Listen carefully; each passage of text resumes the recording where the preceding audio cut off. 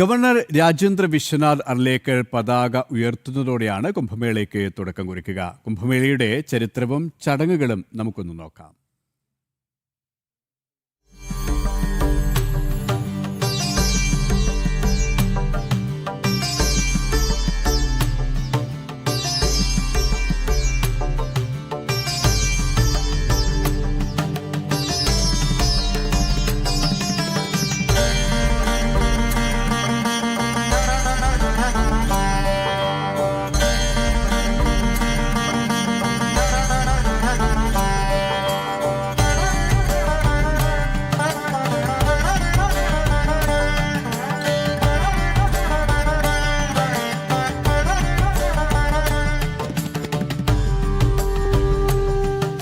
കേരളത്തിൻ്റെ കുംഭമേളയായ മഹാമാഘ മഹോത്സവത്തിന് നാളെ മലപ്പുറം തിരുനാവായയിൽ തുടക്കമാവുകയാണ്. എന്താണ് കുംഭമേളയുടെ പുറകിലെ ചരിത്രം? എന്തൊക്കെയാണ് കുംഭമേളയിലുള്ളത്? എങ്ങനെ കുംഭമേള നടക്കുന്ന നിളാതീരത്തേക്ക് എത്താൻ കഴിയും? വിശദമായി അറിയാം. ദേശത്തിൻ്റെ രക്ഷയ്ക്കും ജനങ്ങളുടെ അഭിവൃദ്ധിക്കുമായി പരശുരാമൻ്റെ അഭ്യർത്ഥന പ്രകാരം ബ്രഹ്മദേവൻ യാഗം ചെയ്ത പുണ്യഭൂമിയാണ് തിരുനാവായ. അതിവിശിഷ്ടമായ മാഘമാസത്തിലാണ് ബ്രഹ്മദേവൻ യാഗം നടത്തിയത്. യാഗസമയത്ത് ഗംഗാദേവിയുടെ നേതൃത്വത്തിൽ ഭാരതത്തിലെ സമസ്ത പുണ്യതീർത്ഥങ്ങളും നിളാനദിയിൽ സംഗമിച്ചുവെന്നും അങ്ങനെ നിള ഭാരതപ്പുഴയായി മാറിയെന്നുമാണ് ഐതിഹ്യം. സപ്തർഷികളും ദേവതകളും പങ്കെടുത്ത ഈ യാഗത്തിന്റെ സ്മരണാർത്ഥം എല്ലാ വർഷവും മാഘമാസത്തിൽ പുണ്യതീർത്ഥങ്ങളുടെ സാന്നിധ്യം നിളയിൽ ഉണ്ടാവുമെന്നും വിശ്വസിക്കപ്പെടുന്നുണ്ട്. അതുകൊണ്ട് തന്നെ നൂറ്റാണ്ടുകൾക്ക് മുൻപ് വിപുലമായാണ് മാഘമഹോത്സവം തിരുനാവായയിൽ നടന്നിരുന്നത്.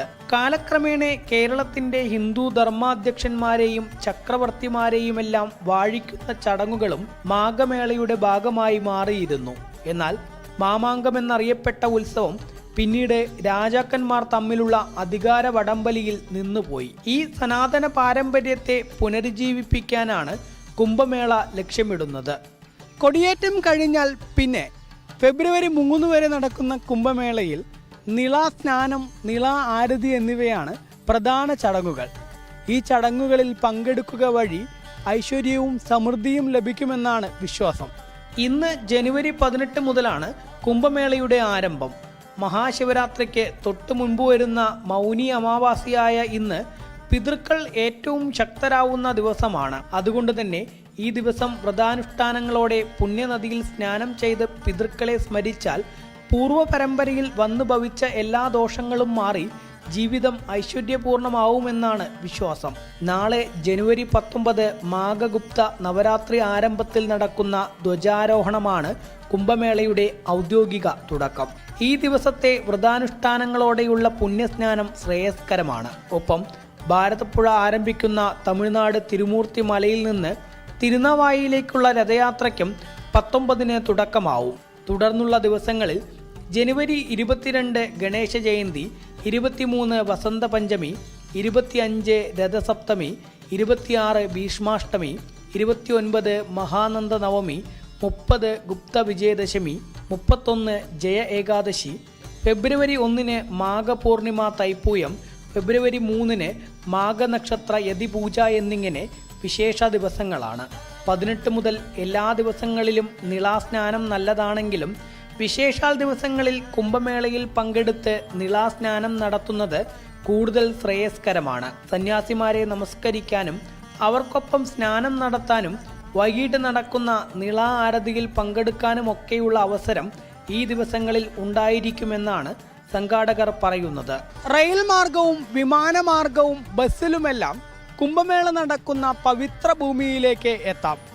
താമസത്തിനും വിവിധ സൗകര്യങ്ങൾ ഉണ്ട്. തിരുനാവായയ്ക്ക് വിമാനമാർഗം വരുന്നവർക്ക് കരിപ്പൂർ വിമാനത്താവളമാണ് ഏറ്റവും അടുത്തുള്ളത്. ട്രെയിൻ മാർഗമാണ് യാത്രയെങ്കിൽ തിരുനാവായ, കുറ്റിപ്പുറം, തിരൂർ എന്നീ സ്റ്റേഷനുകളാണ് ഏറ്റവും അടുത്തുള്ളത്. ഷൊർണൂർ, പട്ടാമ്പി എന്നിവിടങ്ങളിലും ട്രെയിൻ ഇറങ്ങാവുന്നതാണ്. റോഡ് മാർഗം വടക്കൻ കേരളത്തിൽ നിന്നുള്ളവർക്ക് പരപ്പനങ്ങാടി, താനൂർ, തിരൂർ വഴിയും തെക്കൻ കേരളത്തിൽ നിന്നുള്ളവർക്ക് തൃശൂർ, ഗുരുവായൂർ, പൊന്നാനി വഴിയോ കുന്നംകുളം, എടപ്പാൾ വഴിയോ തിരുനാവായയിലേക്കെത്താം. താമസം കുറ്റിപ്പുറം, തിരൂർ, എടപ്പാൾ തുടങ്ങിയവിടങ്ങളിൽ നോക്കുന്നതായിരിക്കും ഉചിതം.